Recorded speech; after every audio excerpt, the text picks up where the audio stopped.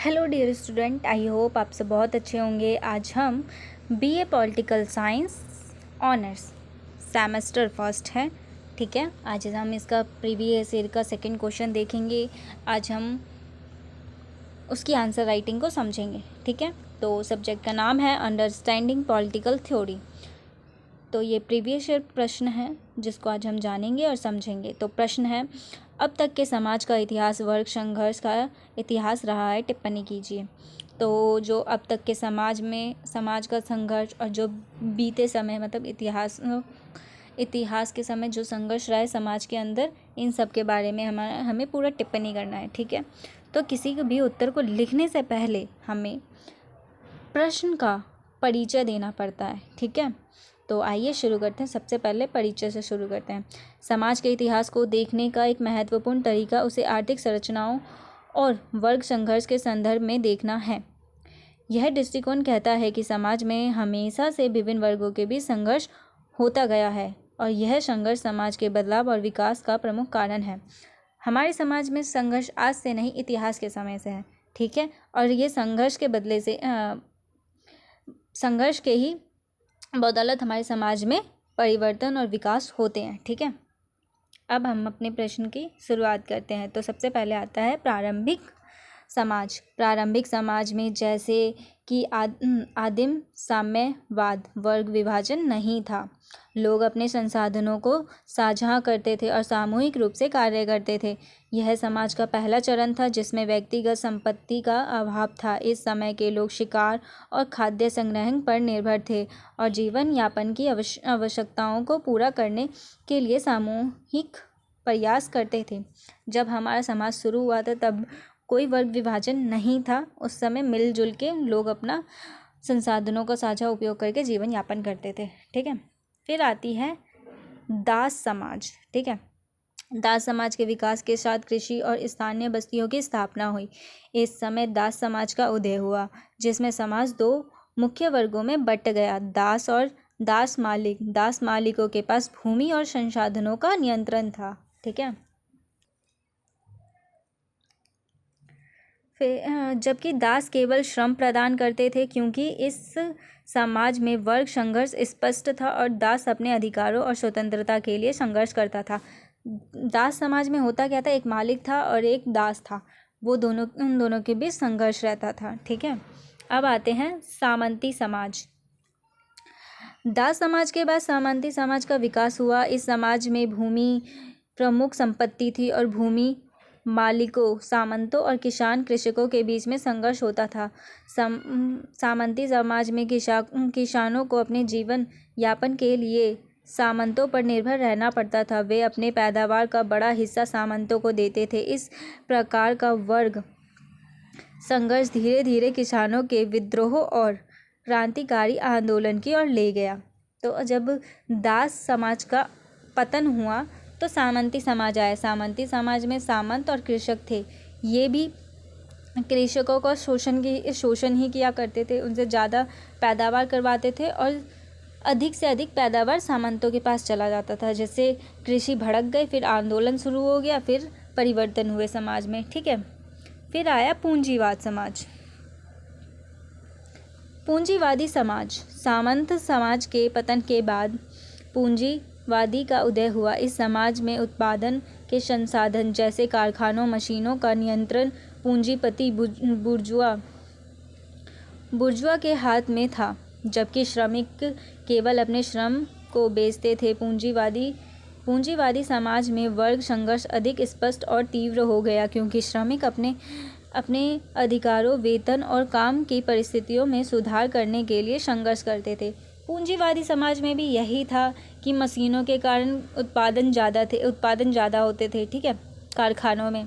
फिर जो पूंजीपति थी वो और पैसे वाले होते जाते थे और जो गरीब थे वो और गरीब होते जाते थे, ठीक है। वो अपने अधिकारों का वेतन मांगते थे, जो भी कृषक थे या मतलब जो उनके अंडर काम करते थे पूंजीपतियों के अंदर। फिर उनके बीच में भी संघर्ष शुरू हो गए। फिर आता है समाजवादी और साम्यवादी समाज। पूंजीवादी समाज के पतन के बाद साम्यवादी और साम्यवाद का विकास हुआ। समाजवाद में उत्पादन और राज्य श्रमिकों के हितों की रक्षा करेगा। साम्यवाद में वर्ग विभाजन पूरी तरह समाप्त हो जाएगा और एक वर्गहीन समाज की स्थापना होगी जिसमें सभी लोग समान रूप से संसाधनों का उपयोग करेंगे। ठीक है, फिर आया पूंजीपति समाप्त हो गया। फिर समाजवादी और साम्यवादी आए जिनका कहना था कि संसाधनों का मिल बांट के उपयोग होगा और पूंजीवादी का पतन होगा। ठीक है, फिर आता है समाज का इतिहास। अब हम समाज के इतिहास के बारे में जानेंगे। भौतिकवादी इतिहास दृष्टिकोण। ठीक है, मार्क्स का मानना था कि समाज की संरचना का आधार भौतिक परिस्थितियों पर निर्भर करता है। उत्पादन के संसाधनों का स्वामित्व और नियंत्रण समाज के वर्ग विभाजन के कारण बनता है। ठीक है, संघर्ष। अब आता है वर्ग संघर्ष। उन्होंने तर्क दिया कि इतिहास के हर चरण में एक शासक वर्ग और एक शोषक वर्ग रहा है। इन संघर्ष ने समाज के क्रांति और परिवर्तन की प्रक्रियाओं को जन्म दिया है। ठीक है, एक शासक होता है, एक शोषक होता है और दोनों के बीच में संघर्ष होता है जिसके कारण हमारे समाज में परिवर्तन आता है। ठीक है, उदाहरण प्राचीन समाज दास और स्वामी के बीच संघर्ष। ठीक है, पूंजीवाद समाज में पूंजीपति और श्रमिकों के बीच संघर्ष रहा है। ठीक है, अब जानते हैं वर्तमान समाज में वर्ग संघर्ष। आर्थिक असमानता। दुनिया भर में आर्थिक असमानता बढ़ रही है। धनी और गरीब के बीच की खाई बढ़ती जा रही है जिसमें सामाजिक और राजनीतिक अस्थिरता पैदा हो रही है। ठीक है, फिर आता है वैश्वीकरण। वैश्वीकरण ने श्रमिकों और पूंजीपतियों के बीच संघर्ष को एक वैश्विक आयाम दिया है।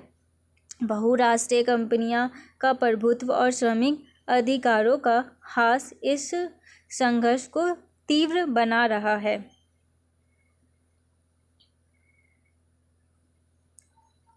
फिर आता है सामाजिक न्याय के आंदोलन। विभिन्न सामाजिक आंदोलन जैसे महिला अधिकार आंदोलन, अधिकारों आंदोलनों ने वर्ग संघर्ष के सामाजिक और सांस्कृतिक क्षेत्रों में विस्तरित है। आंदोलनों के कारण भी हमारे समाज में परिवर्तन होते हैं। ठीक है, अब आते हैं लेखकों के विचार। इसमें आंसर में डालना बहुत ज़रूरी होता है। ठीक है, हेजेमनी का सिद्धांत। ग्राम्सी ने हेजमनी का सिद्धांत प्रस्तुत किया जिसमें शासक वर्ग अपने सत्ता को केवल आर्थिक शक्ति से नहीं बल्कि सांस्कृतिक और वैचारिक संस्थानों, शिक्षा, मीडिया, धर्म के माध्यम से बनाए रखा है। ठीक है, अब आता है फ्रेडरिक एंगल्स ने मार्क्स के विचारों का समर्थन किया और विस्तार किया। उनके विचार भी वर्ग संघर्ष के सिद्धांत पर आधारित थे। ठीक है, अब संपत्ति का सिद्धांत। फ्रेडरिक एंगल्स का मानना था कि निजी संपत्ति का उदय समाज के वर्ग विभाजन का प्रमुख कारण है। जब एक निजी संपत्ति का अस्तित्व रहेगा तब तक वर्ग संघर्ष जारी रहेगा। फिर आता है राज्य की भूमिका। फ्रेडरिक एंगल्स ने कहा कि राज्य एक वर्गीय संस्था है जो शासक वर्ग के हितों की रक्षा करता है। श्रमिकों को राज्य के इस फलस्वरूप को बदलने के लिए संघर्ष करना होगा। फिर आता है मार्क्स के अनुसार प्रत्येक समाज में दो मुख्य वर्ग होते हैं, शासक वर्ग जिनके पास उत्पादन के संसाधन होते हैं और शोषक वर्ग जो श्रम प्रदान करते हैं। इन दोनों वर्गों के बीच संघर्ष होता है जो समाज में परिवर्तन का कारण है। अब आते हैं निष्कर्ष में। ठीक है, किसी भी आंसर को ख़त्म करते समय हमें पूरे आंसर का एक निष्कर्ष निकालना पड़ता है। ठीक है, और हमें सभी प्रश्नों में निष्कर्ष लिखना जरूरी होता है। ठीक है, समाज का इतिहास वर्ग संघर्ष का इतिहास रहा है। विभिन्न समाजों ने विभिन्न वर्गों के बीच संघर्ष होते रहे हैं और ये संघर्ष समाज के बदलाव और विकास का प्रमुख कारण रहा है। मार्क्सवादी दृष्टिकोण में वर्ग संघर्षों का यह क्रम समाज के साम्यवादी समाज में परिवर्तन होने तक जारी रहेगा। इस दृष्टिकोण से समाज में परिवर्तन और विकास को समझकर परिवर्तन कर सकते हैं। यहाँ होता है हमारा आंसर ख़त्म। तो आपको ये पूरा देख के, समझ के, सुन के आपको आइडिया लग गया होगा कि हमें अपने पेपर में किस तरीके से आंसर तैयार करना है।